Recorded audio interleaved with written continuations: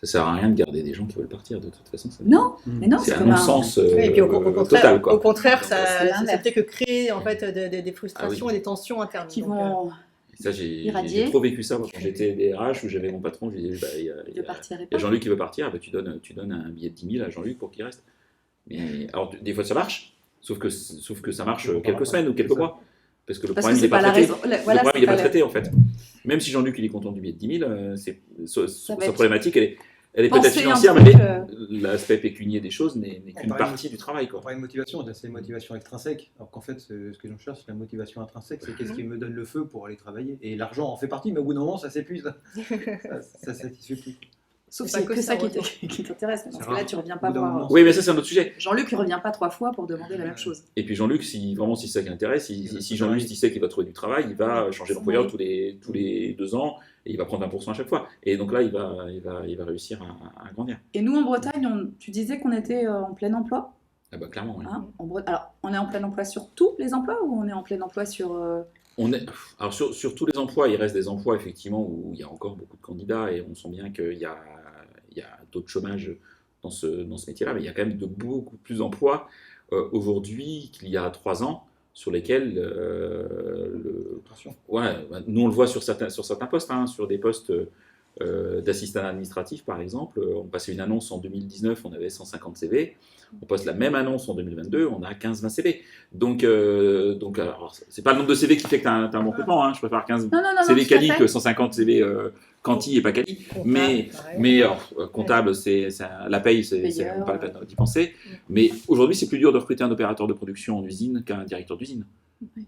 Voilà. Tu passes une annonce de directeur d'usine, tu as des candidats. Tu passes une annonce d'opérateur de production, technicien de maintenance, tu pleures très très vite au bout de quelques jours. et parce donc, que, on manque de voilà, manuels, hein, voilà. de manière générale. Voilà. Et voilà. Et après, le phénomène qu'on a en Ille-et-Vilaine, et c'était Pôle emploi qui l'avait, Rennes Métropole, pardon, qui l'avait isolé. Si on prend tous les demandeurs d'emploi qui sont inscrits à Pôle emploi de Rennes Métropole, on ne pourvoit pas tous les postes à pourvoir à Rennes Métropole. Donc, de voilà. toute façon. En faisant abstraction de tous les rapprochements de compétences et autres sujets. Donc de toute façon, voilà, et c'est sur le bassin de Vitré, c'est encore pire. Voilà, où il n'y a pas d'autre choix. Et aujourd'hui, nous, notre métier fait qu'on passe, soit on passe notre temps à piocher, à déshabiller Pierre pour C'est les ce épaules. que je voulais. Ouais, Voilà. c'est ça. Ou soit aujourd'hui, les on va copains. chercher. C'est celui qui paye le plus cher. Non mais voilà. Les commissions. Mais c'est un vrai sujet. Hein. Bah oui. La semaine dernière, on était super contents pour un client qui est à Vitré, dans l'agroalimentaire, voilà, d'aller trouver quelqu'un qui est en Suisse et qu'on a fait confier venir à Vitré. Parce qu'on en est là, il faut aller chercher des ressources qui sont à l'extérieur du bassin d'emploi. Parce que sinon, si on veut l'enrichir, le bassin d'emploi, c'est important. Il est épuisé. Il est épuisé. Alors, ça touche. Tourne dans le bassin. Là, par contre, en revanche, ce que vous dites là, c'est par ça. contre, Ce qui tourne très très fort, c'est ce qu'on parle de la marque employeur. Les entreprises d'un territoire, quel qu'il soit d'ailleurs, d'un territoire qui n'a pas travaillé sa marque employeur, ou une mauvaise image employeur, elle souffre encore 2 fois plus qu'avant. Parce que ça se sait, parce que même si on est à l'heure du digital, le bouche à oreille fonctionne très très bien. Alors si elle n'a pas travaillé sa marque employeur, c'est aussi parce qu'elle avait, certainement à l'intérieur, elle n'est pas non plus, tout ça c'est... Sinon, elle serait déjà attentive à ça et elle aurait... C'est la fameuse pub, hein, à sens inverse. En fait, ce qui est bon à l'intérieur se voit à l'extérieur. Et sur la marque employeur, c'est clair. C'est ça, oui. Comme sur la transformation digitale, quand tu commences à débarquer juste avec cette problématique, tu te dis... il doit y avoir quand même une certaine inertie. Ça peut pas être la cosmétique, hein. Tu peux pas afficher tout est beau, tout est rose sur les réseaux sociaux si à l'intérieur, c'est un management totalement obsolète. Et, de toute façon, ça se voit très très vite. Et les gens notent, les gens parlent, les gens commentent. Donc les gens vont en parler, les gens vont sur Glassdoor, les gens vont mettre des avis Google, les gens vont écrire sur LinkedIn aujourd'hui, même avec leur prénom et leur nom, etc. Et ça se ressent extrêmement vite si c'est du fake, pour être clair. Et on parlait tout à l'heure des indépendants, des freelance. Donc ça augmente. Donc une question de sens aussi à trouver dans le. Mais comment est-ce que vous voyez, vous, finalement, si freelance travaillent dans les entreprises, les raccrocher finalement à la vision de l'entreprise, au sens de l'entreprise, puisqu'ils sont plus en mission et en contrat que salariés. Est-ce que c'est quelque chose que vous travaillez, que vous regardez Aujourd'hui, en fait, effectivement, c'est un vrai phénomène en fait de changement de la nature en fait des contrats au sens large. En fait, c'est vrai qu'on n'est plus du tout dans le paradigme du sacro-saint en fait CDI. Donc certes, effectivement, il y a des personnes qui demandent des CDD, d'autres qui sont en freelance, des stagiaires, des alternants. Enfin, en fait, les modes de relation en fait sont vraiment très diverses. Effectivement, toute la difficulté, c'est finalement, quelle que soit finalement la nature du contrat qui nous lie, comment faire en sorte que les équipes aillent dans le même sens. Effectivement, moi je travaille quand même dans le secteur de l'informatique, qui est un secteur en fait. Et puis pointu, enfin ce que vous faites en plus, c'est pas. Et en fait, aujourd'hui, on voit bien, il y a des personnes en fait qui à un moment donné viennent dans l'entreprise en tant que freelance parce que c'est leur mode de fonctionnement. Parfois, qui basculent parce que pour X raisons, mais souvent en fait aujourd'hui, il y a une telle pénurie en fait de ressources qui font le choix du grand saut en fait de se mettre finalement indépendant, et d'autres reviennent en fait parce que finalement être tout seul à un moment donné ça atteint ses limites aussi, et ils ressentent le besoin en fait de faire partie d'une équipe en tant que telle. Donc, on a vraiment toutes les configurations, et aujourd'hui ça fait partie effectivement de la délicatesse de ce patchwork où les coutures sont fines quand même entre les différentes aspirations, les différentes modalités de collaboration. Oui, l'équilibre est. C'est partie de l'agilité. Finalement, vous n'avez pas le choix, faut faire c'est un paramètre de plus. C'est ça, mais bon, c'est ce qui crée la richesse aussi. Parce que justement, ces freelances vont aussi d'entreprise en entreprise et vont venir en fait polliniser en fait quelque part en apportant leur vision en fait. C'est un beau terme, ça. Oui, moi aussi. On le prend. Ils apportent comme une petite abeille en fait. Les abeilles de l'emploi. Mais vous êtes des poètes. Non, je sais pas. Un jour, moi, j'ai écouté une conférence, t'es pas là, à DL West pour les 30 ans, où il y a Stéphane Mallard qui est intervenu, qui est un conférencier, qui, en gros, sa conférence, c'était le salariat est mort, quoi.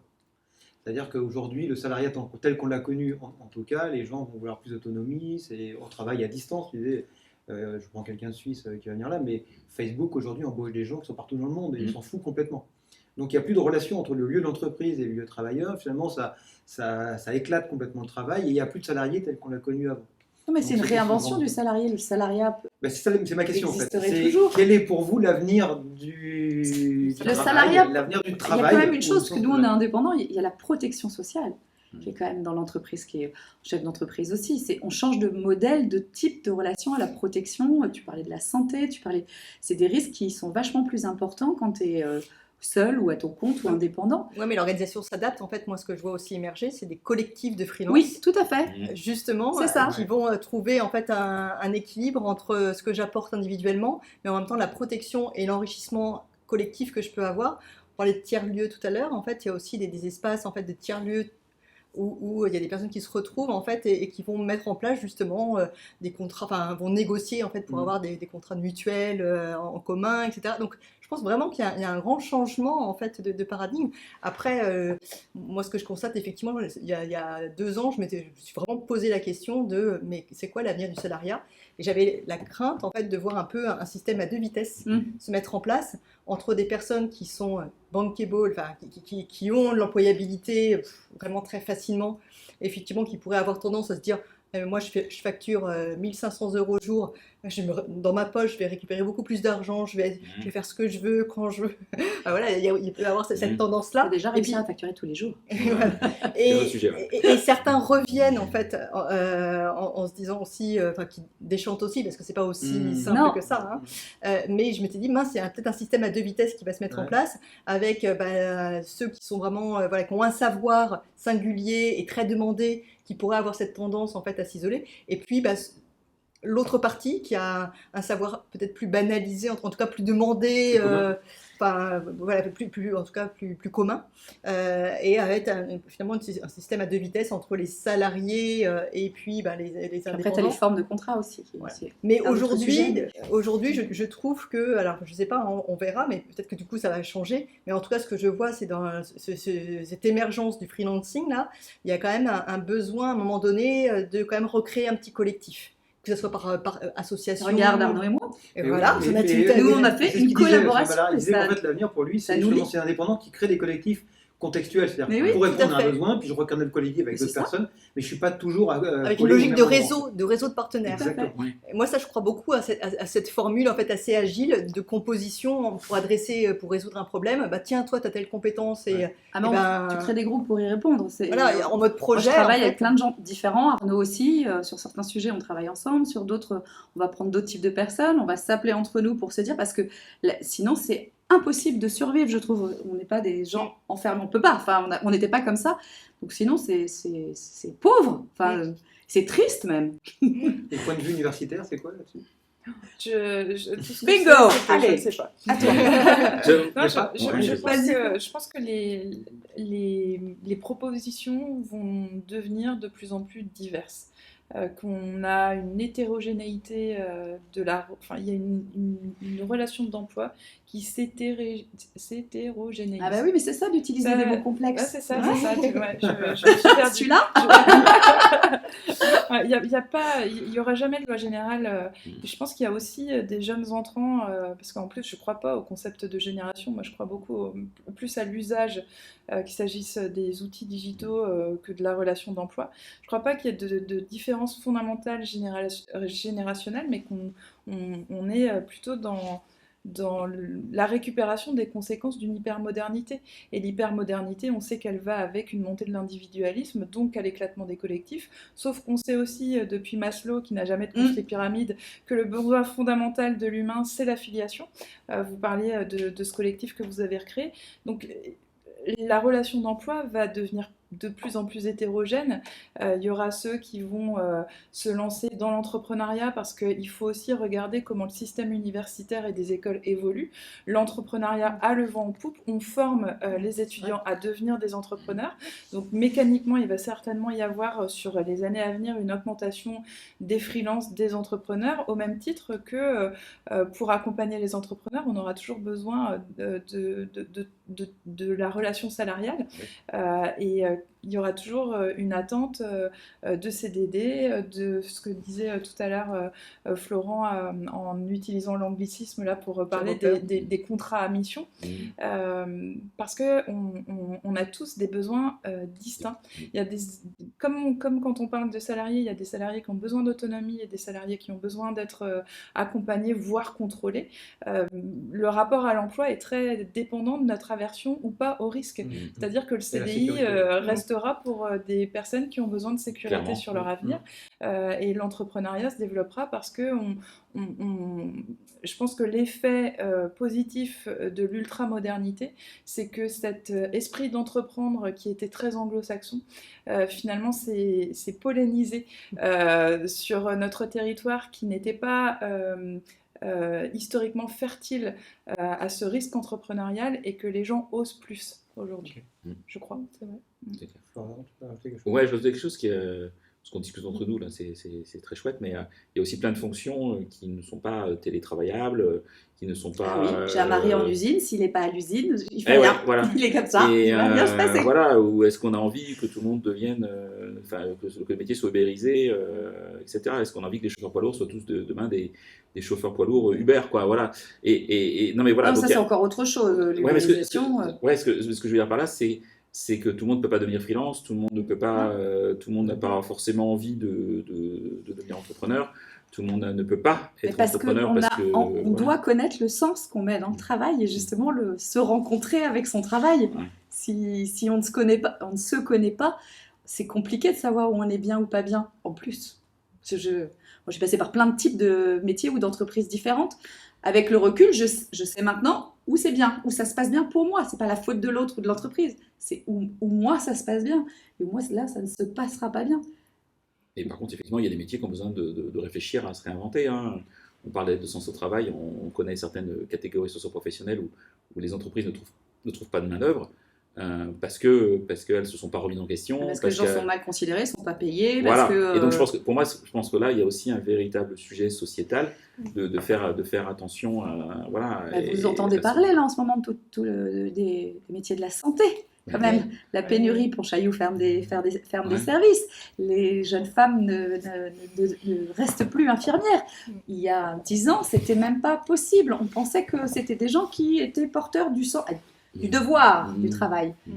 Non, comme tout le monde, sur Non, mais un voilà. manque de considération, de rémunération, de temps, c'est même pas de l'argent souvent, de manque du temps disponible, Pour dire que, voilà, que le salariat va disparaître, moi, honnêtement, je n'y crois pas. Par contre, effectivement, c'est plus complexe. C'est plus complexe et en tant que dirigeant, on doit être capable de comprendre qu'il y a des gens qui veulent travailler en CDI à temps plein, d'autres en CDD à temps plein, d'autres à temps partiel, en temps partagé, en freelancing, en 4 jours par semaine, en 5 jours par semaine, qui ont envie de faire un tour du monde pendant 10 mois, et c'est la vie, et voilà. Et donc, si on n'a toi, pas cette maturité-là, on va mourir. Toi, Quoi. tu dois garder le lien quand même, tu dois garder la richesse, c'est-à-dire que la boîte, elle doit continuer à Oui. tourner, mais Oui. sans culpabiliser la personne qui bouge. Bah voilà. Et pour moi, les entreprises qui réussissaient dans le passé, c'est les entreprises qui s'adaptaient aux clients. Les entreprises qui vont réussir aujourd'hui, pour moi, c'est les entreprises qui s'adaptent aux clients et qui s'adaptent à leurs collaborateurs et à leurs candidats. Et s'il n'y a pas ces deux-là, ces deux niveaux d'adaptabilité, eh ben l'entreprise elle va ramer, quoi.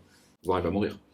En tout cas, ça, j'en suis convaincu, par contre. Ah bah, écoute, Moi, là, je te rejoins et je me dis justement, en fait, qu'on a la chance en fait, d'être dans un temps incroyable où on en a à se réinventer, à innover collectivement. Enfin, moi, j'adore cette ouais, on l'entend en plus. Parce que justement, tout bouge là, c'est là aussi un modèle en fait, qui doit se repenser dans toute sa complexité, mais toute sa diversité.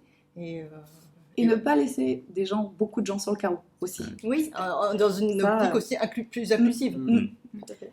Alors, Madame l'universitaire, Mais je te rejoins complètement, Hélène. Je pense que ce qu'on oublie en ce moment, dans cette époque qui est fabuleuse pour des professions intellectuelles ou plutôt col blanc. C'est ça, ça se dit plus, mais col blanc. Ouais, je cherchais des mots les plus délicats possibles, mais on sait qu'on vit une période qui est propice en fait au col blanc et qui est très dégradante pour ce qu'on pourrait caractériser des cols bleus. Il y a une dégradation significative des conditions de travail. Tu viens de parler du monde de la santé, dans le secteur médico-social.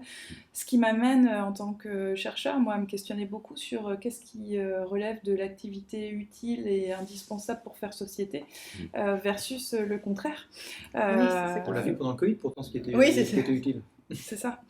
Donc, ce qui est perturbant aussi, c'est qu'on voit bien que, je reprends les termes de Florent quand il dit c'est chouette, on discute ensemble, c'est que le débat va bien au-delà des relations entre l'université et le monde, ou ce que j'appelle moi la société civile, qu'il y a quand même des priorités centrales à établir pour reconnaître le travail de ces personnes qui sont indispensables pour faire société.